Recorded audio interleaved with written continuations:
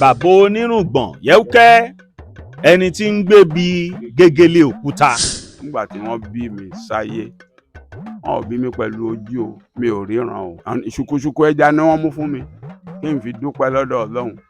ẹja yẹn ni bí mo ṣe fẹ́ jẹ ṣùkúṣùkú ẹja yẹn ti tún di egungun tó há sí mi lọ. bàbá onírùngbọ̀n Yẹwukẹ yẹn lọ fà eléyìí ìtumọ̀dìmọ̀ ló bí gbogbo eléyìí o 23 inches ní báyìí. wọ́n ti gọ́gù ẹ̀ wọ́n ti ṣe gbọ́ wọ́n ti ṣàwò títí tó ti gùn tó eléyìí Ọlọ́run nìkan náà ló yẹ.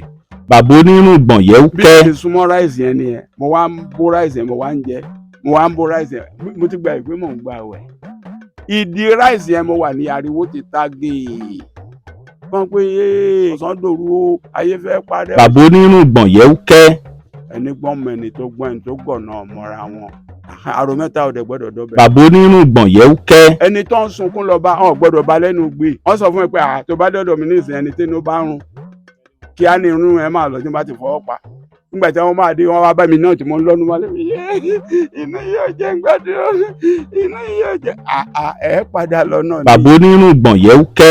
bí owó ṣe dára tó ìparun ni bọ́ọ̀lá ṣe dára tó ìparun ni torí tí owó bá dọ́wọ́ èèyàn ibi tó ń lọ ni pé gẹ́gẹ́ bí èèyàn ẹni tó mutí tàbí ẹni tó mu oògùn olóró tó máa mu làákàyè wọn ni kíní yẹn máa lọ dì mú pàtó ti di làákàyè wọn mú hàn dẹ̀ ni mo bí àwọn ṣe ń ṣe. bàbá onírùngbọ̀n Yẹwukẹ. mi délé ìwé rí o mi délé kéwú rí o yẹn lọ fà.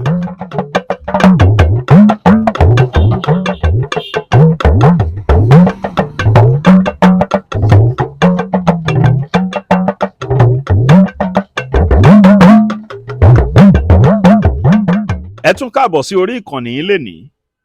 ó tún dé bó ṣe ń dé olóhùn agbérin tó ń fa gbogbo etí mọ́ra ṣètò bí ẹni orí ẹ̀ yàtọ̀. kàsnà tí onígòjé ìgbádùn ẹnìkan kì í gbọ́ kó má tàdírèké. mo sọ fún yín pé múlíká mú mi kórè. mo sọ fún yín pé ọmọ Bọ́lájí gbé mi débi ayọ̀. látìgbà tí mo ti fojú kan bàbá yìí ni ìrònú mi ti yàtọ̀ lórí àwọn nǹkan kan. bàbá onírùngbọ̀n Yẹwukẹ ẹni tí ń gbé bí gégélé òkúta. nínú ìwé G.O. Fágúnwà nínú ìwé ògbójú ọdẹ nínú gbóòórùn mọ́lẹ̀ bàbá kan wà tí wọ́n ń pè ní bàbá onírùngbọ̀n Yẹwukẹ. wọ́n máa ń jókòó sọ́dọ̀ bàbá yẹn láti gba ìmọ̀ nígbà yẹn ni. ètò yìí ti wà ní ìlú tí wọ́n ti kọ ìwé náà rí. igbó tó ń pè ní Igbó Olódùmarè yìí wà ní Ondo State. ètò yìí ti wà ń bẹ̀ rí. mo ti ya fọ́tò pẹ̀lú bàbá onírùngbọ̀n Yẹwukẹ rí. ẹni tá a jọ lọ nígbà yẹn gan ló tún wà pẹ̀lú mi lénìí. bó tiẹ̀ jẹ́ pé òun ti bẹ̀rẹ̀ ilé ẹ̀kọ́ kò ń ráyè ṣùgbọ́n mo ṣàkíyèsí pé bàbá onírùngbọ̀n Yẹwukẹ yẹn mò ń sọ mọ́jọ dádì ẹ̀ nígbà yẹn. ńgbà tá a fẹ́ bá bàbá onírùngbọ̀n Yẹwukẹ lẹ́ẹ̀kẹta ẹni tí ń gbébi gégélé òkúta. ṣebí wọn náà rókúta bó ṣe pọ̀ tó. ẹ káàbọ̀ láti gbọ́rọ̀ látẹnu bàbá wa Fadilat Sheikh Muhammadu Jamiu Ajani Dìdesọ́lá bàbá dára tán. bàbá onírùngbọ̀n Yẹwukẹ. nígbà tí wọ́n bí mi sáyé wọn ò bí mi pẹ̀lú ojú o, mi ò ríran o. bẹ́ẹ̀ ni o ọdún kìíní ìkejì ìkẹta ìkẹrin ìkarùn ìkẹfà ìkeje ọdún keje tí wọ́n ti bí mi ni mo ṣe ó ṣe ríran ni mo lajú rí ìyá mi ni mo lajú rí èèyàn. ìyá mi jẹ́ onídìrí tó máa ń dirun ó dẹ̀ ń ta oríṣiríṣi ọjà. ẹnìkan wá sọ́dọ̀ ẹ̀ ìyẹn wá dirun àwọn kan jókòó ó dẹ̀ ṣe mọ̀ ọmọ tí ò ríran ìyá mi ti gbà gẹ́gẹ́ bí kádàrá títí ẹ̀ ló wá pè mí sọ pé Jímọ̀ wọ́n bí mi níjọ́ Jímọ̀ kì í ṣe pé àwọn tó bí mi kèfèrí ni wọ́n kì í ṣe pé mi ò wà ní ẹ̀tìdílé aláàfáà rárá. ẹni ẹ wá sọ wípé Jímọ̀ wú ẹ di ẹ ọ̀nà ìbọn ṣe máa ń bá mi dá pàrà nìyẹn bójú ìṣẹ̀lá nìyẹn ní ọdún bẹ́ẹ̀ ni wọ́n dẹ̀ ní babaláwo kan babaláwo yẹn má jẹ́ ń tẹ́ ni wọ́n ń porúkọ ẹ̀ Ọlọ́run sì ní tẹ́ gbogbo wa. ọmọ wọn ṣe lọ bá babaláwo ni ẹ pé ká wá wo ọmọ lágbẹ́já ojú ẹ̀ ti là o wọ́n ṣe ń bọ̀ ní wọ́n wá dáfá ìfá tí wọ́n dá yẹn wọ́n ní kan lọ́rọ̀ ẹja àrọ̀ tó tóbi kan fi bọ̀rí fún mi wọ́n ṣe gbogbo ẹ̀ ṣùkúṣùkú ẹja ni wọ́n mú fún mi pé kí n jẹ kí n fi dúpẹ́ lọ́dọ̀ Ọlọ́run. ẹja yẹn ni bí mo ṣe fẹ́ jẹ ṣùkúṣùkú ẹja yẹn ti tún di egungun tó há sí mi lọ́rùn. èyí tẹ́nu rẹ̀ ṣe pàdé tó ń da tọ́yọ̀. Ìjọ yẹn mi ò sùn ní oko wa. Oko tiwa owó dé Ẹ̀gbá, owó dé lóko wa. Wọ́n ń pè bẹ́ẹ̀ ní Lísẹ̀mọ̀ village. Ibẹ̀ ni Balógun quarters ló ń jẹ́ sìn. Balógun quarters ló ń jẹ́. So mi ò sùn bẹ́ẹ̀ níjọ́ yẹn. Wọ́n mú mi dé Abẹ́òkúta. Wọ́n mú mi wá sọ́dọ̀ ìyá bàbá mi níbí báyìí. Àwọn ẹ̀dẹ̀jà bọ òòṣà táwọn yẹn máa ń bọ. Òòṣà tí kò ṣe wọ́n máa ń pè ní Ìgbóná, wọ́n ń pè ní Ṣọ̀pọ̀nà, wọ́n ń pè ní Wáríwárùn. Gbogbo eléyìí ni wọ́n ṣe fún mi láti ìgbà yẹn títí di bí ọmọ ọdún 15. Àkàrà tí wọ́n ń ṣe, ìyá alákàrà, àkàrà tí wọ́n ń ṣe ni mò ń bá wọn tà. Nígbà tí àwọn èèyàn ń pè mí lọ́mọ aláràkà ní ìbá ìyá bàbá mi ta àkàrà mọ́. Yẹn lọ fà. So nígbà tí mo máa tó bẹ́ẹ̀ yẹn, ìtẹ́ àwọn kan eléyìí, ìtumọ̀dìmọ̀ ló bí gbogbo àwọn eléyìí. Wọ́n sọ fún mi pé ibi kan tó bá dúdú lára, tó bá jẹ́ pé èèyàn pupa, á pè ní àmì Ọlọ́run. Àmì Ọlọ́run yẹn látara inú eléyìí yẹn ni àwọn ọrùn kan ti hù jáde. Irun yẹn wá hù jáde. Wọ́n dẹ̀ ti kìlọ̀ fún mi pé gbogbo ohun tó jẹ́ irun tó yọ ní ibi báyìí lọ sí Irugbọn pé mi ò gbọ́dọ̀ fi ọ̀bẹ kàn. Mo dẹ̀ gbọ́. Kí eléyìí ló wá ń yọ, eléyìí ló ń yọ. Ó yọ fún àtẹ̀jáde sí pé èèyàn kan wọ́n mú tìmọ́lé lérí alẹ́ Haúsá ni. Èyí tìmọ́lé yẹn bó ṣe wà ńbẹ̀, ọlẹ́mi òun lọ sọ́dọ̀ mi bó ń ṣe rí mi. Ó ní ìkíní irun yẹn lòun kọ́kọ́ rí tó wá dàbí ejò tó ń rago ló máa ń lọgun gbẹ̀ẹ́ pé tiẹ̀ lòun ṣe o. Ogun tó lọ yẹn wọ́n ṣe lẹ̀ bẹ́ẹ̀ níjọ́ yẹn. Nígbà tí a tún gbọ́ yẹn, ìyá náà wá mọ̀ pé ó jẹ́ èmi náà kì í fọwọ́ kàn. Ó wá gùn gbọ̀ọ̀rọ̀ lọ sísàlẹ̀. So wọ́n Irùngbọ̀n kéékèèké dẹ̀ ti wà níbí báyìí. Ibi bó ṣe gùn yẹn nígbà táwọn ní a gbọ́dọ̀ gé, mo wá lọ mọ́ àwọn eléyìí. Lílọ́ tí mo lọ́ mọ́ yẹn nígbà tó máa di ọjọ́ kẹta kò ṣeé já mọ́. Ó ti di ara kan ṣoṣo. Nígbà tí kò ṣeé já, bí mo ṣe wá fi tòun pẹ̀lú eléyìí lẹ̀, bí eléyìí náà ṣe bẹ̀rẹ̀ sí gùn nìyẹn. Bó ṣe gùn tó sì nìyẹn. 23 inches ní báyìí. Mo dẹ̀ ti rí àwọn tí wọ́n ti gọ́gù ẹ̀, wọ́n ti ṣe gbọ́, wọ́n ti ṣàwò pé kò tí sí tó ti gùn tó eléyìí. Bàbá, ṣé ká sọ pé ọmọ àmì níyìn ni àbí báwo? Ọlọ́run nìkan náà ló yé. Ìgbà tẹ́ wá bẹ̀rẹ̀ ìgbésí ayé, Irugbọn yìí kò wá rí bákan àbí ìgbà tẹ́ bẹ̀rẹ̀ ilé ẹ̀kọ́ tẹ́ ń fi Irugbọn lẹ̀? Mi ò lọ kẹ́kọ̀ọ́ kankan rárá o. Rárá o. Mi délé ìwé rí o, mi délé kéwú rí o. Kò síbi tí mo jọ rí. Ọlọ́run ló ń kọ́ mi. Mo dé ilé ìwé kan rí ní 1935. 1935 yẹn nínú ilé wa Jímọ̀ 3 ló wà ńbẹ̀. Èmi ń jẹ́ Jímọ̀, ìkan ń jẹ́ Jímọ̀ dúdú, wọ́n pè mí ní Jímọ̀ pupa. Jímọ̀ kan Jímọ̀ ọgbẹ̀. Ìyẹn náà ti jẹ́ kinní kan gbogbo Ẹ̀gbá yìí rí, ọmọ inú ilé wa ni. Àwọn Jímọ̀ dúdú yẹn ni wọ́n ṣe nǹkan ní ilé ìwé wọn jọ yẹn. Ilé ìwé yẹn ibi tó jẹ́ ilé ìwé yẹn náà ní ẹ̀yìn St. John School, St. John Church. Ilé ìwà ni ilé ẹbí, ilé ìwà níbẹ̀ yẹn. Ẹbí wọn wá kọ́ kinní ẹ̀ síbẹ̀, wọ́n wá kó gbogbo ọmọ ṣẹ́mọ̀ ẹni tó ọwọ́ ẹ̀ bá tètè tó ti ṣe kinní kan ló máa lọ ilé ìwé ńgbà yẹn. Èmi náà wá rọ́ọ̀ṣì bá wọn lọ. Wọ́n dẹ̀ ti ń wá mi lé pé Jímọ̀ dà. Wọ́n ṣe rí mi, bọ́n ṣe wá wọ́ mi jáde kúrò níbẹ̀ nìyẹn. Ìjọ tó bá pé mo débi tí àwọn èèyàn péjọ pé mo wọ bẹ́ẹ̀ rí 1935 yẹn ni. Bàbá, ìbéèrè kan wà tí mo fẹ́ béèrè o. Ẹ lọ sílé ẹ̀kọ́? Mi ò lọ o. Báwo lẹ ṣe wá mọ kéwú? Lójú ọ̀nà táwọn Mùsùlùmí, wọ́n ń pè nǹkan kan ní wìláyà. Wàláhì inú àwẹ̀ báyìí ní 1947 April ní àwẹ̀ yẹn ń jọ́ náà. Kò ní pẹ́ kò ní jẹ́ nísìnyí, a máa gba àwẹ̀ 2 láàrin ọdún kan. Ìyẹn kò ní pẹ́ sásìkò tá a wà yìí. Kò ní pẹ́ sásìkò tá a wà yìí tó jẹ́ pé Ramadan 2 la máa ṣe láàrin ọdún kan. bẹ́ẹ̀ ni yẹn ò ní pẹ́ o. Inú àwẹ̀ yẹn ilé kan wà lẹ́gbẹ̀ẹ́ ilé wa, ilé tẹ̀gbọ́ntàbúrò ní ilé àwọn ará Ṣógò yẹn la máa ń pè. Ṣógò yẹn bàbá àgbà la wá ń pè, ẹ̀gbọ́n dádì wa ni. Wọ́n wá sá ráìsì síbẹ̀ tí wọ́n ti bọ̀, wọ́n fẹ́ gùn. Èmi kàn dẹ̀ wọnú ilé yẹn lọ, bí mo ṣe wọnú ilé yẹn, ráìsì yẹn tí mo rí tán ṣàṣẹ mi dẹ̀ lè sọ ọjọ́ tí mo ti bẹ̀rẹ̀ sí gbà àwẹ̀ bí mo ṣe ń ṣe kèfèrí tí wọ́n wà lábẹ́ àwọn òbí mi yẹn, mi gbogbo ẹ̀ mo fi ń gbà àwẹ̀ o. Mo wá lè gbà àwẹ̀ kò jẹ́ pé ẹlẹ́dẹ̀ ni màá fi sínú àìmọye nìyẹn o. Àwọn Ọlọ́run kúnkún gbà á. Nígbà tí àwọn tán bí mi nìyẹn, wọ́n dẹ̀ ní nǹkan mi tán lè fún mi jẹ ju, wọ́n dẹ̀ ràn mí láwẹ̀ gbà. So ibi mo ṣe súnmọ́ ráìsì yẹn nìyẹn, mo wá ń bó ráìsì yẹn, mo wá ń jẹ, mo wá ń bó ráìsì yẹn, mo ti gbà pé mò ń gbà àwẹ̀.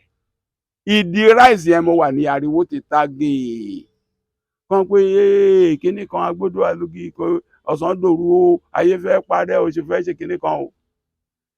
Nígbà tí màá yọ síta èrò ti kún báyìí. Èmi dẹ̀ láìkí kí n máa dress, kí n máa ṣe gbogbo ẹ̀.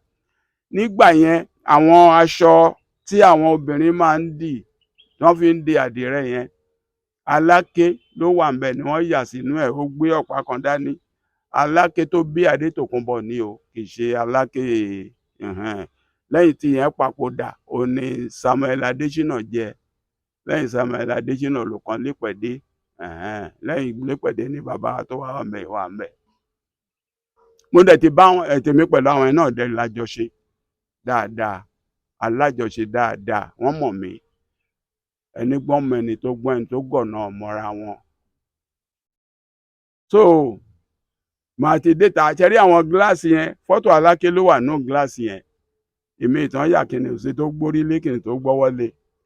Ìtàn bá ti ṣí pépà yẹn lára aṣọ tí wọ́n fi ń di àdìrẹ, màá wá gíláàsì, màá wá lẹ̀ mọ́bẹ̀. Mo wá ń kó sẹ́gbẹ̀ẹ́ ilé wa, lẹ́gbẹ̀ẹ́ ọ̀dẹ̀dẹ̀ wa, bí ti ìyá bàbá mi ń sùn. Màá lẹ̀ mọ́bẹ̀. Oríṣiríṣi ṣẹ́rí gbàrà tí yẹn sọ pé ọ̀sán dòru yẹn, ibi kíní mi yẹn ni Jímọ̀ dúdú yẹn, ibẹ̀ ló gbà. Tí wọ́n ń ìyá fọ́tò inú ẹ̀dànù, a wá fi kíní ẹ̀ raná, wọ́n wá fi ń wo òṣùpá yẹn lókè bí wọ́n ṣe ń bá ara wọn jà. Pé ó ń leléyìí, ó ń leléyìí, ó ń leléyìí, sórí gbogbo ìgbà tán fi ń ṣe yẹn, bí ayé lèmi wà bọ́run mi ò mọ̀. Ibi tí Ọlọ́run ti fi gbogbo nǹkan hàn mí nìyẹn. Mo dẹ̀ wá rí àwọn tí mo dẹ̀ tún rí gbọ́ lẹ́yìn náà ni wípé Ọ̀ṣọ́fà, ojú kìí ṣọ́fà, ọdún yẹn lọ́lọ́run pè, ọdún yẹn lọ́lọ́run pè. 1947 ọdún yẹn náà ló bẹ̀rẹ̀. Ṣẹ́yìn mọ̀ Ọ̀ṣọ́fà ni? Yéyéyé, mo mọ̀. Ọ̀ṣọ́fà tó dásẹ̀ lẹ́lẹ̀? Mo mọ̀. Lẹ́yìn Ọ̀ṣọ́fà yẹn, ẹnìkan tó tún dáyé ní ọdún yẹn, Guru Maharaj ni. Àrò mẹ́ta ọ̀dẹ̀ gbọ́dọ̀ dọ́bẹ̀ nù. Ọ̀ṣọ́fà ti dúró, Guru Maharaj ti dúró, ìbí náà dẹ̀ wà ní ààyè. Ìròyìn ayọ̀ rèé fún gbogbo ẹni tó wà ní London àtàgbègbè ẹ̀. Arahim Afro-Caribbean Cash and Carry, import and export of African foods, also help to pay school fee in UK for Nigeria with money transfer to UK and back to Nigeria. Arahim Afro-Caribbean Cash and Carry wà ní Rayham Excess RM 139YS Up Minister Road, South Rayham, London. Gbogbo ẹ̀yin tẹ́ wà ní London pátá, ó yá ẹ nìṣó lọ́dọ̀ Arahim Afro-Caribbean Cash and Carry. Ibẹ̀ gangan ní fọkànbalẹ̀ wà. Bàbá bíi tẹ́ ẹ dé yẹn, ṣé Guru Maharaj ṣọ́lọ́run ní ká sọ pé òun náà ń sìn ni? Nǹkan tó ń ṣẹlẹ̀ ni wípé àwọn nǹkan kan wà tí kì í jẹ́ kí Ọlọ́run jẹ́ ká láṣeyọrí. Bí owó ṣe dára tó, ìparun ni. Bọ́ọ̀lá ṣe dára tó, ìparun ni. Torí tí owó bá dọ́wọ́ èèyàn, ibi tó ń lọ ni pé gẹ́gẹ́ bí èèyàn ẹni tó mutí tàbí ẹni tó mu oògùn olóró tó máa mu, làákàyè wọn ni kíní yẹn máa lọ dì mú. Pàtó bá ti di làákàyè wọn mú, ọ̀dẹ̀ ni mo bí àwọn ṣe ń ṣe. So kìdẹ̀ báyàn kò gbọ́n, tí ẹ bẹ bó bá ṣe báyìí kò tí ì bá olúwẹ̀ ni o. Àyẹn ni àwọn ibi tí kálukú bá ti gba ti ẹ̀ níṣá, mi mọ̀ bí tí, ṣùgbọ́n òun yẹn náà mo mọ̀ dáadáa ní ibi pangrove mọ̀ nǹkan kan bẹ́ẹ̀ yẹn. wọ́n mọ̀ dáadáa ń bẹ̀. kó tó di pé lọ sí ẹbẹ tó bá jáde ní Agége gbogbo bí èèyàn máa ti lọ rẹpẹtẹ lẹ́yìn ẹ̀ pẹ̀lú ọmọ bíi ará Ghana ará àgbà ará o tó bá jáde ìjọba Èkó náà mọ̀ kó ń trọ́bù ó ń gbà yẹn ló ṣe wà lọ síbi tó wà yẹn. bàbá onírùngbọ̀n Yẹwukẹ ẹni tí ń gbé bí gegele òkúta ìmọ̀nì yìí àwọn ìmísí yìí nígbà tẹ́ wá bẹ̀rẹ̀ sí dàgbà bọ̀ yẹn tí mọ́nì yẹn ń pọ̀ ṣé kò sátakò rárá ni. àtakò wà tó pọ̀ lóríṣiríṣi sọ̀rọ̀ fún àwọn èèyàn kan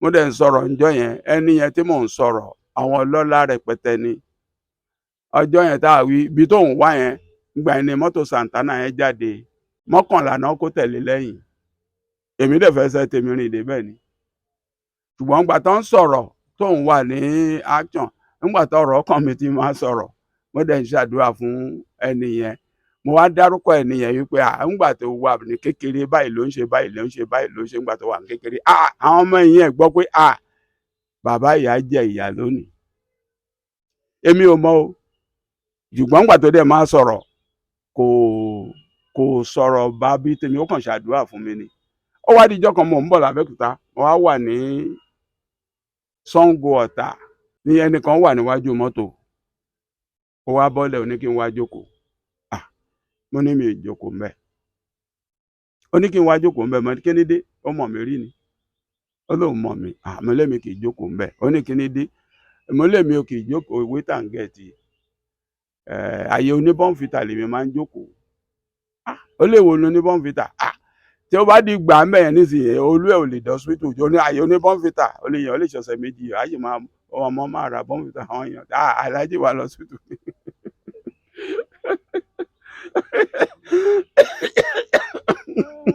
mo láyè oníbọ̀nfìtà lèmi máa ń jókòó ìmọ̀ wọn ara ní ilé kí ọgbọ́n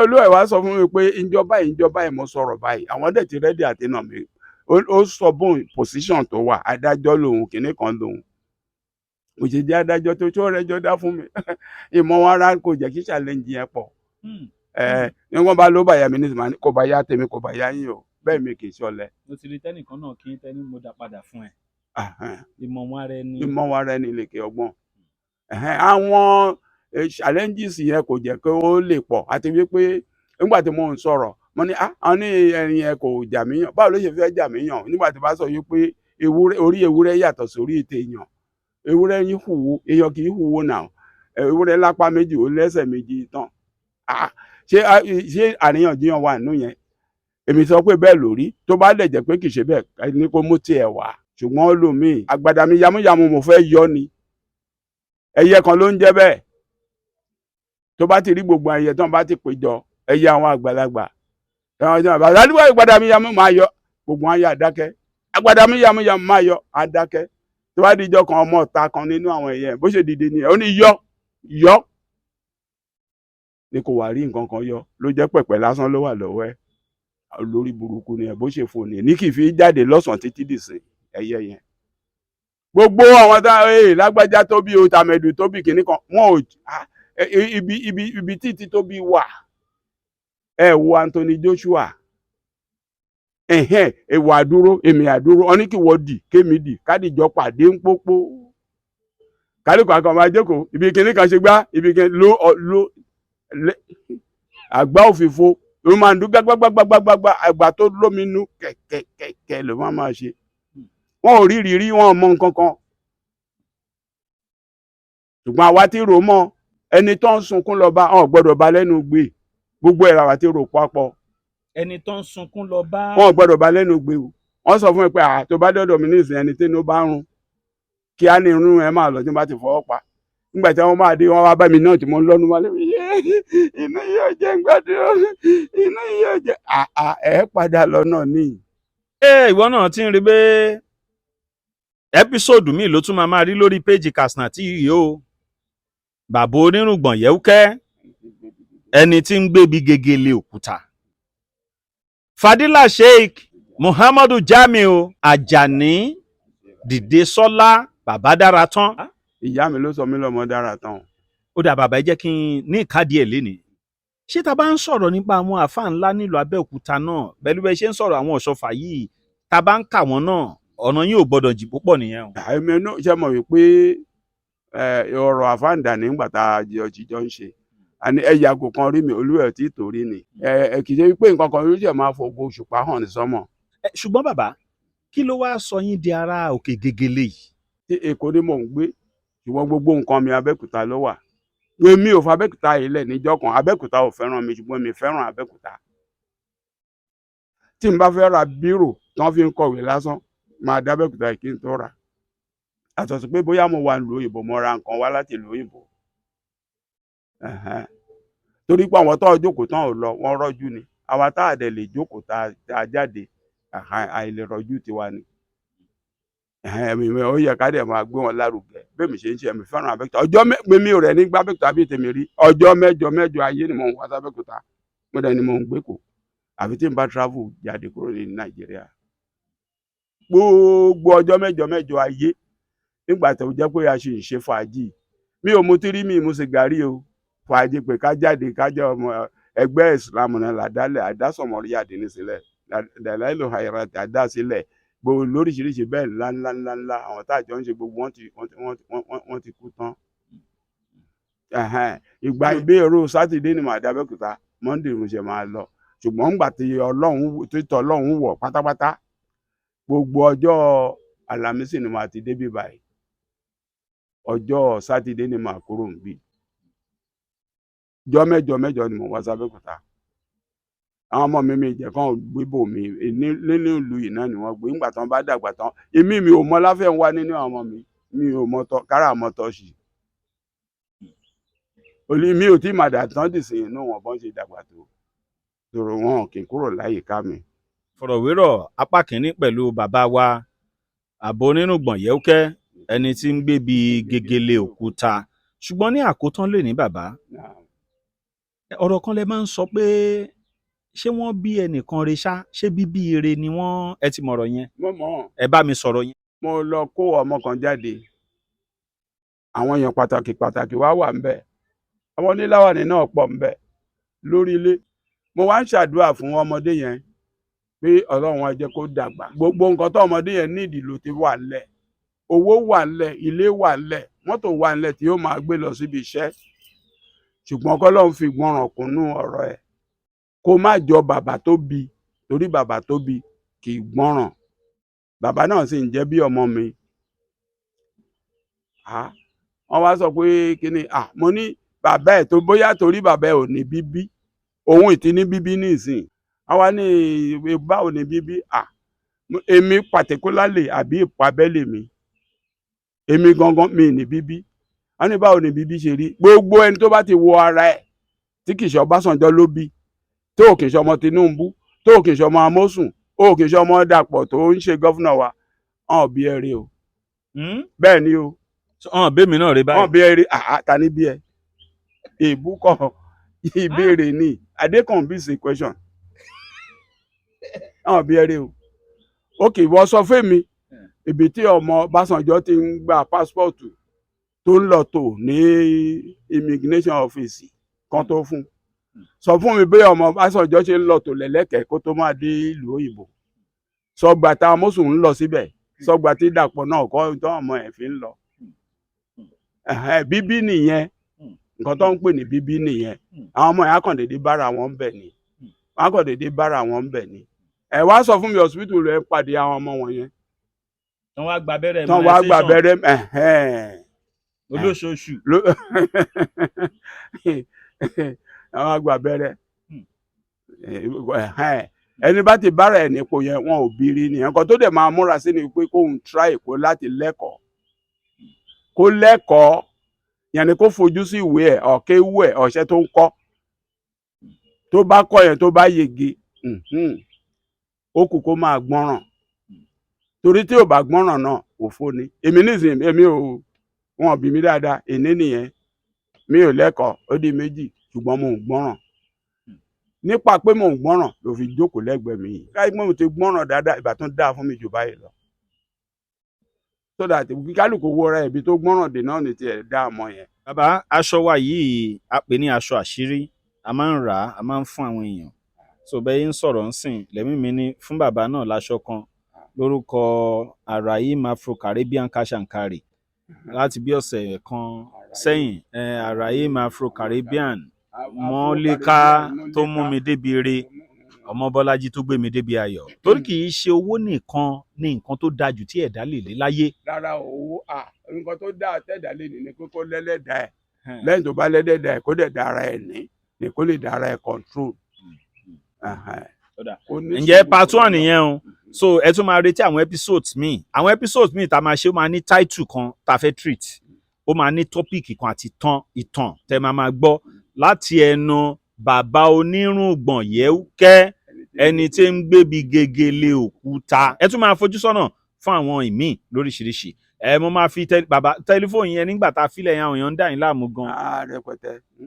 kò dẹ̀ kó rí bẹ́ẹ̀. kò yẹ so ìwọ tó bá fẹ́ ní ìbéèrè kan àbí méjì. kàn wá bí ẹnìkan wá bí wọ wọn bá fẹ́ ṣe nǹkan ìwọ náà gan nìkan wá kàn fèmí lẹ̀. ẹ ṣe àdúpẹ́ o ẹ ṣe bàbá láti bí ọ̀sẹ̀ méjì ni mo ti mọ̀ yín báyìí kí lẹ rí ṣètò Kasinati.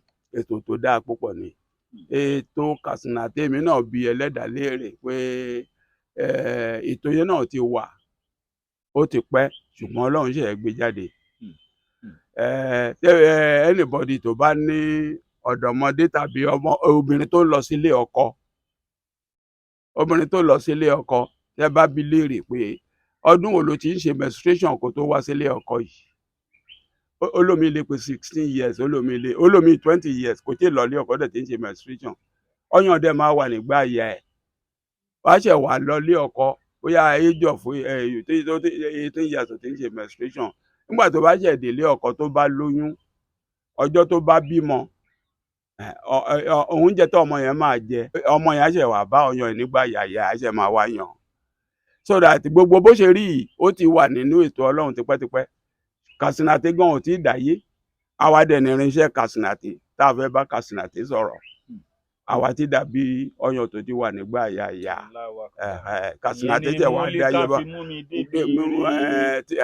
ọmọ Bọ́lájí dé mi débi ayọ̀ ẹlẹ́ẹ̀láìkì orin gan bàbá. tó bá ṣètò lórí rédíò tó bá ṣètò lórí àtẹ̀gùn á dàbí pé kò máa lọ mọ́ ètò ọ̀rọ̀ bó ṣe dùn ló ń kọ́ ni lọ́gbọ́n tó ayé ń fẹ́.